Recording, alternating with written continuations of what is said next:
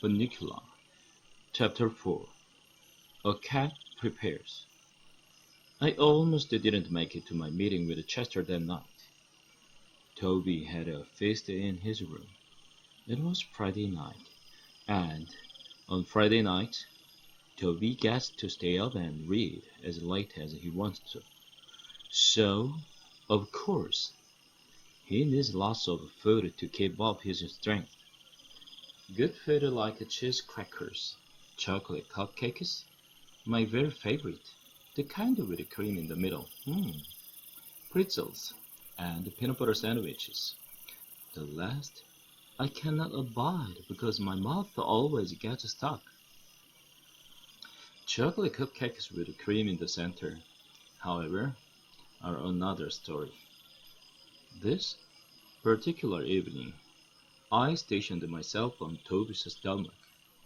Usually, I'm a little more subtle, but having missed out on the bacon at breakfast, I was not about to take any chances on the chocolate cupcakes with the cream in the center. Toby knew what I was after, but sometimes he thinks he's funny, and he plays little games with me. Hi, Harold. I'll bet you'd like a peanut butter sandwich, wouldn't you? Here, you have this one that's left over from yesterday, while I eat this boring old chocolate cupcake, which is nice and fresh and has cream in the middle. Okay, Harold? Ha ha. My sides are splitting.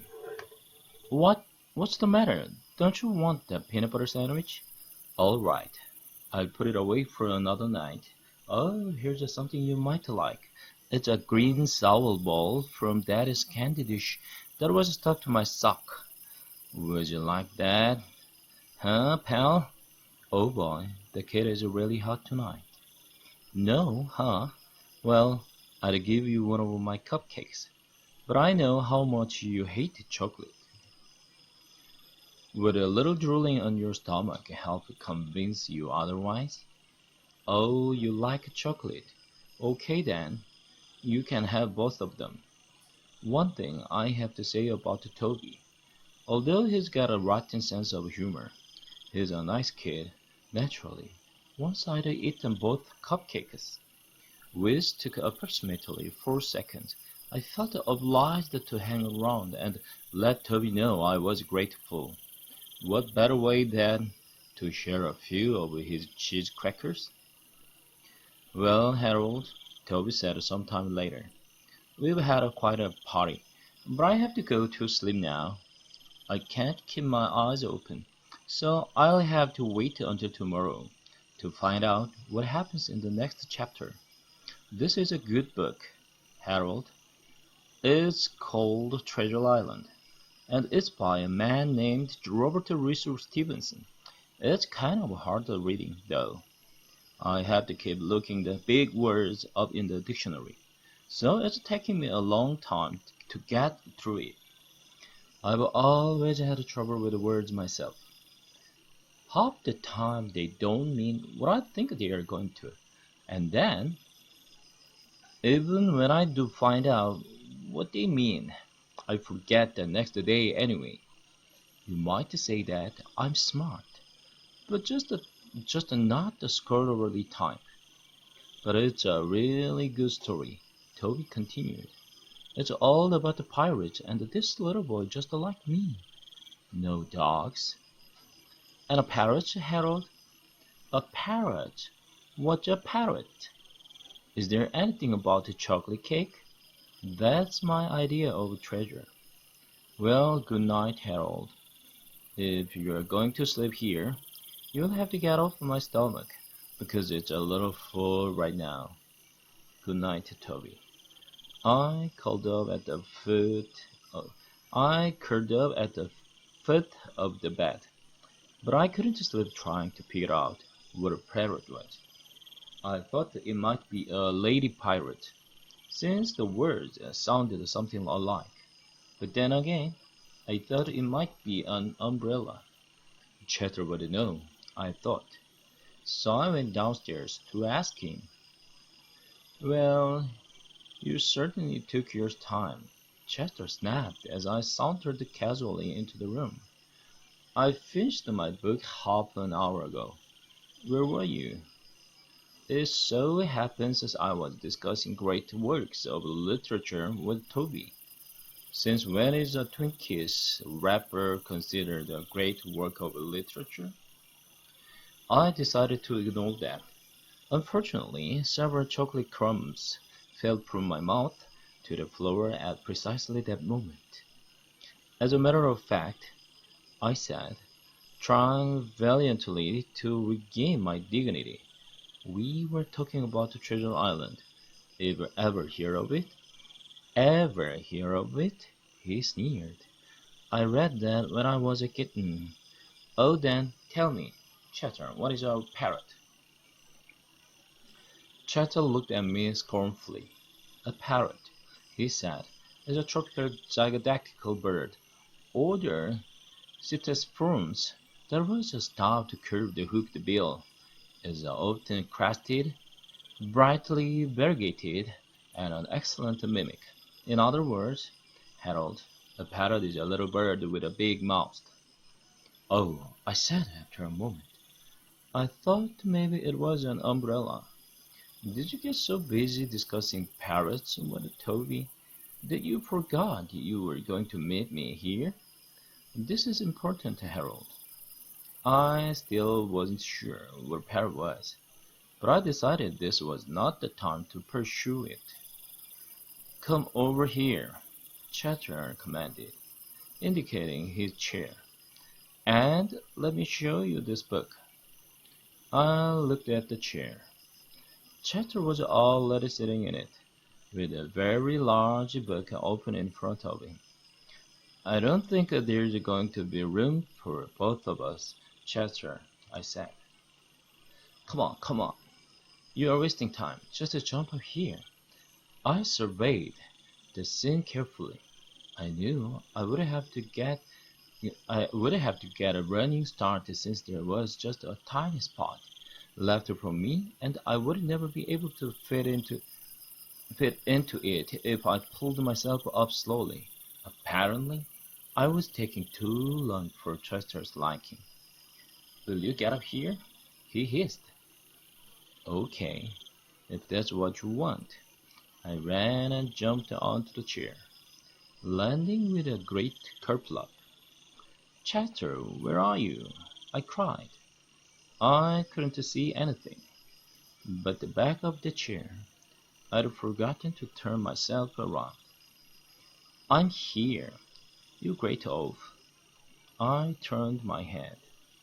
What are you doing on the floor? I asked. You knocked me off the chair.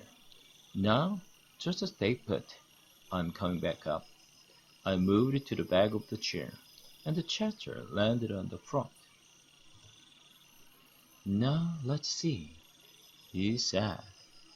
We both have to see the book. You come over here, and I'll move this way. I don't know if you've ever watched a cat try to decide where to sit, but it involves a lot of circling around, sitting, getting up again, circling some more, thinking about it, lying down, standing up, batting a paw or tail, and circling. A dog, on the other hand, sit. This looks like a good spot, the dog will say to himself. He will then lower his body to the spot in question, and is usually so secure in his decision that he will fall asleep immediately. Chester took what felt like 20 minutes to settle himself in, and just as I was drifting off, the kicks started. Come on, Harold. Quit hogging the seat and wake up. What were you trying to do? Take a little cat nap? Ha ha ha. I yawned. No, said Chester, turning to the book. Let's get down to brass tacks. What exactly is on your mind? I asked. This book and that rabbit, Chester replied. Now tell me, Harold, have you noticed anything funny about that rabbit? No, I said, but I've certainly noticed a lot of funny things about you recently. Think about it. That rabbit sleeps all day. So do I, so do you. Furthermore, he's got funny little sharp teeth. So do I, so do you. Furthermore, he gets in and out of his cage by himself. What kind of a rabbit can do that? A smart one, I said. I could do it. We're not talking about you, Harold. We're talking about the rabbit. No, where did they find him? At the movies? Yes, but what movie? Dracula, I said. So? So, he said quickly. Remember the note from his neck? What language was it in? An obscure dialect of the Carpathian mountain region. I answered smugly. He didn't know everything. Aha, Chester said. But what area of the Carpathian mountain region? Area?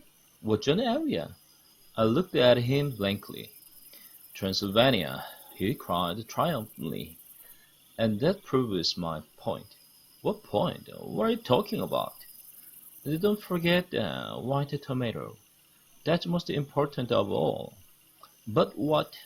This book, said Chester, this regarding me, tells us just what we need to know. What? I practically screamed. What does it tell us? What does this book have to do with Bunnicula? What are you talking about? What's going on here? I can't stand it anymore. Chester regarded me coolly. You are really very excitable, Harold. That's not good for your blood pressure. I put my paws around his throat. Tell me, I said in a low, threatening voice, or I'll squeeze you till you pop. Okay, don't get upset. No, this book tells you everything you've always wanted to know about vampires, but were afraid to ask. Personally, I had never wanted to know anything about vampires, but at the moment, I was afraid to tell that to Chester. I still don't understand what vampires have to do with our little furry friend. One, Chester said, vampires do not sleep at night. They sleep only during the day. The same holds true for this rabbit. Two, vampires can get in and out of locked rooms. Bunnicula gets in and out of his locked cage. This was beginning to interest me. Didn't you say something about the refrigerator? That's right. He got the refrigerator open, all by himself. 3. Vampires have long pointed teeth. They are called fangs. Well, don't we have fangs? No, we have canines. That's different. What's different about it? Fangs are more pointed, and the vampires use fangs to bite people on the neck. Yuck! Who'd want to do that? Vampires would. That's who. Wait a minute. I saw Mrs. Monroe bite Mr. Monroe's on the neck once. Does that mean she's a vampire? Boy, are you dumb. She's not a vampire. She's a lawyer. She bites necks. I don't think that's quite the same thing. No, Bunnicula does not bite people on the neck. At least, not so far. But it does bite vegetables. On the neck? I asked. Vegetables don't have necks, Harold. Vegetables are like that. It's like dogs. Dogs don't have brains. Dogs are like that. Oh yes, I said. Of course he bites vegetables. All rabbits bite vegetables. He bites them, Harold. But he does not eat them. The tomato was all white. What does that mean? It means that he paints vegetables? I ventured. It means he bites vegetables to make a hole in them, and then he sucks out all the juices. But what about all the lettuce and carrots that Toby has been feeding him in his cage? Aha, what indeed? Chester said. Look at this. Whereupon he stuck his paw under the chair cushion, and brought out with a flourish an assortment of strange white objects. Some of them looked like unironed handkerchiefs, and the others, well, the others didn't look like anything I'd ever seen before. What are they? I asked. Chester smiled. Lettuce and carrots, he said. White lettuce and carrots? I found them hidden behind his cage. I was aghast. What did it all mean? Could Chester be right? Was this a harmless-looking little ball of fluff really a vampire? Just then, Chester let out a yelp. Look, he said. The cage is empty again. Oh, we are fools, we are fools. We will let him get out of our sight. It's your fault. My fault? You are the one who took 20 minutes to sit down. Well, if you hadn't knocked me off in the first place. Wait a minute. Why are we arguing? Let's find the Bunnicula. Just then, we heard a click in the kitchen. Refrigerator, I whispered. Chester nodded. We jumped down and moved cautiously to the kitchen door. Shh! Chester warned unnecessarily as we crept along. Don't make any noise. We don't want him to hear us coming. Obviously, I retorted. The light went out under the door.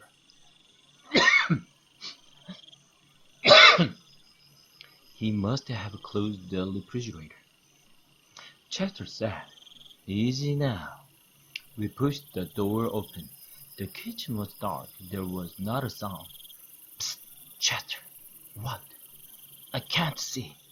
I can, but I can't see him. He's not here.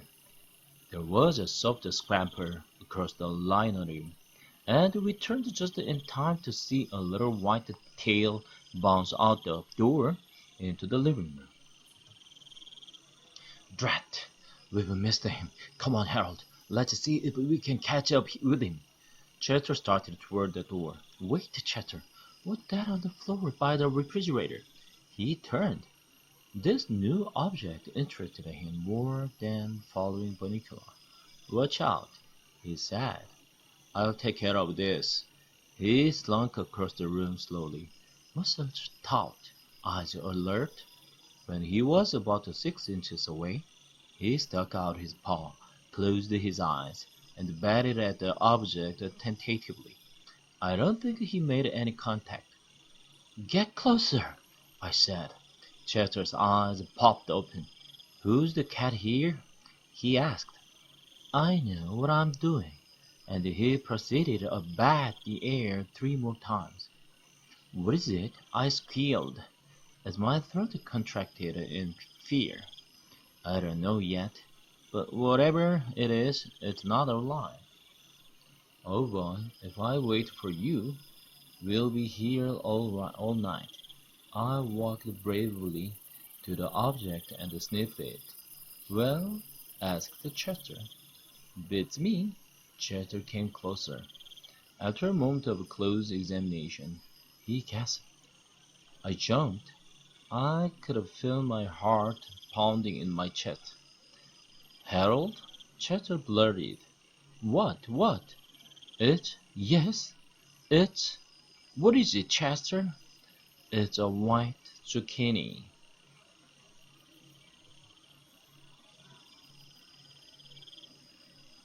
Chapter 5.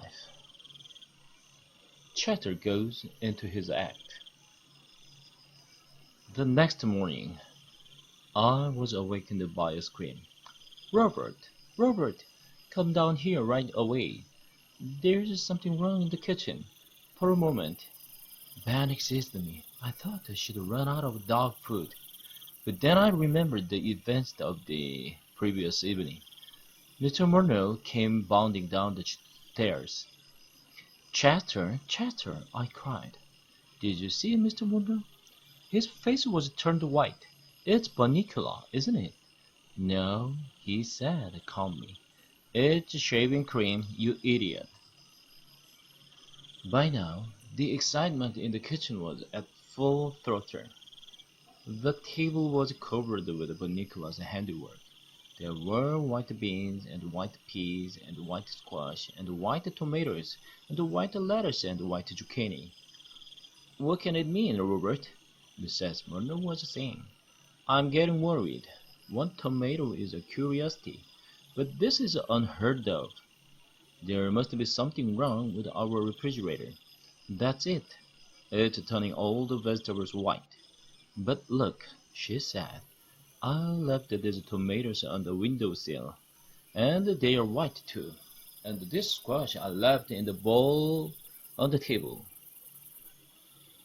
At that moment, Pete and Toby came into the kitchen. "Holy cow, what's going on? Hey, maybe it's a vegetable blight, Mom." "Could that be, Robert? Did you ever hear of anything like that?" "Well, no, actually.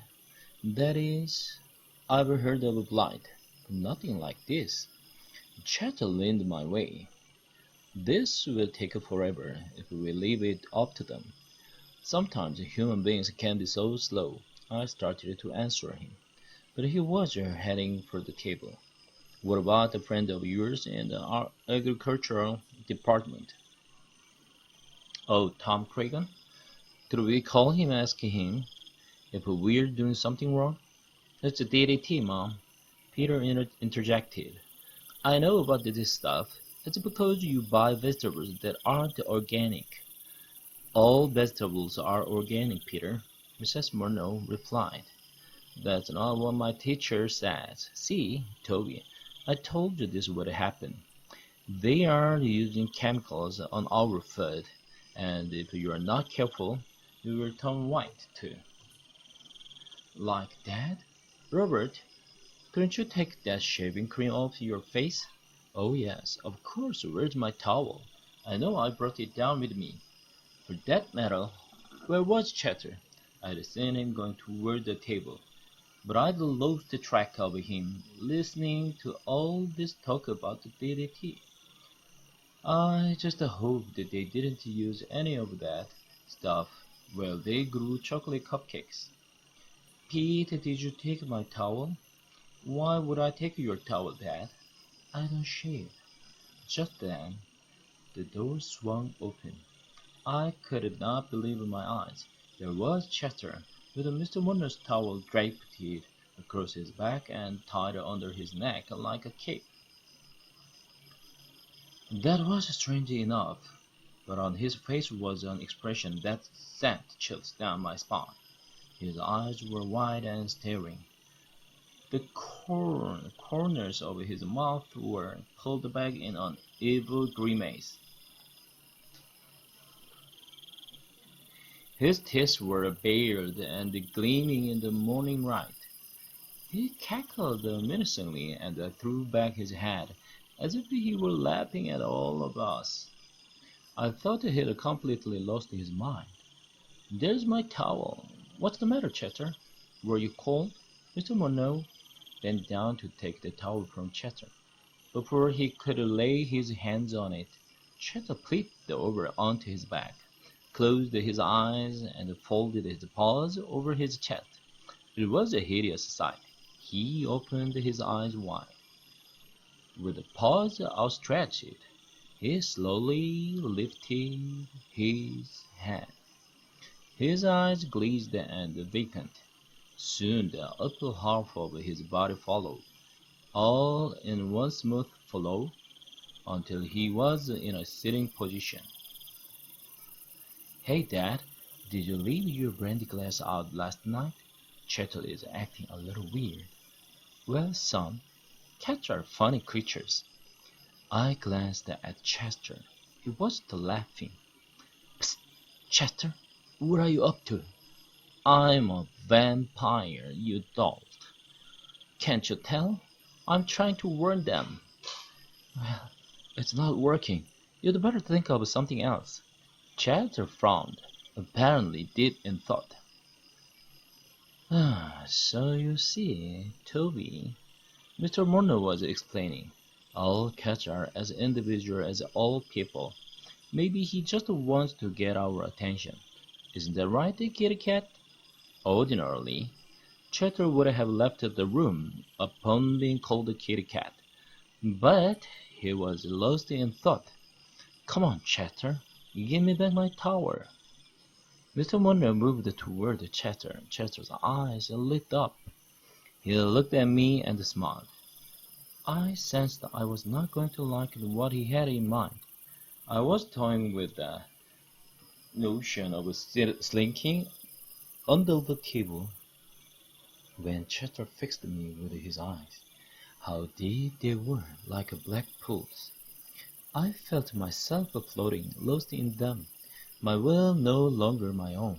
I felt an inexplicable urge to murmur, "Yes, master," when he walked slowly, steadily toward me. As he drew nearer, I found myself unable to move. He stopped before me, never taking his gaze from me, and lunged. Yow! Mom, Chatter bit Harold on the neck. Oh, that wasn't a real bite, was it, Chatter? That was a love bite. Love bite. Isn't that cute? Love bite? My foot. That hurt. Chatter, what's the matter with you? I sputtered.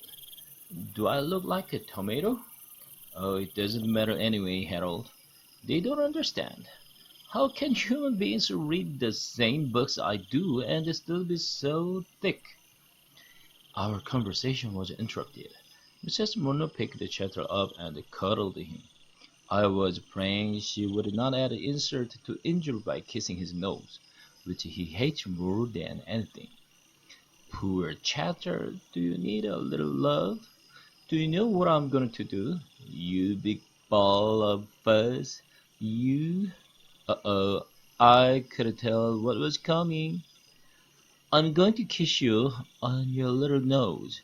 Yep, I could tell that was coming. All right. Chatter knew better than to resist.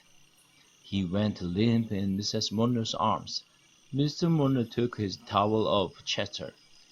I still don't know why he's wearing my towel, he said. I think he must be cold, dear. Here's your towel. Why don't you get his kitty sweater? Chatter looked ill, and he can wear that all day. As Chatter was being buttoned into his bright yellow sweater, with a little purple mouse in cowboy hats all over it, Mr. Munro said, "What about those vegetables? Shall I speak to Tom Cragen?" "Yes, dear," Mrs. Munro said. "Why don't you? I'm sure there's some explanation. In the meantime, I'll change markets. To tell you the truth, I'm really much more worried about Chatter. We'd better keep our eye on him." Chatter and I did not speak until late afternoon. I was busy nursing my neck, and the Chatter was busy hiding under the sofa, too embarrassed to be seen. When we did speak at last, it was a brief exchange. "Hey, Chatter," I called when he finally crawled out from under. "We don't have to worry about any vampire bunnies anymore. All you have to do is stand outside his cage in that sweater, and he will laugh himself to death." Chatter was not amused. "That's right, make fun, all of you. No one understands." I tried to warn them, and they wouldn't heed. Now, I'm gonna take matters into my own hands. Whereupon Chatter and his 16 purple mice went into the kitchen for dinner.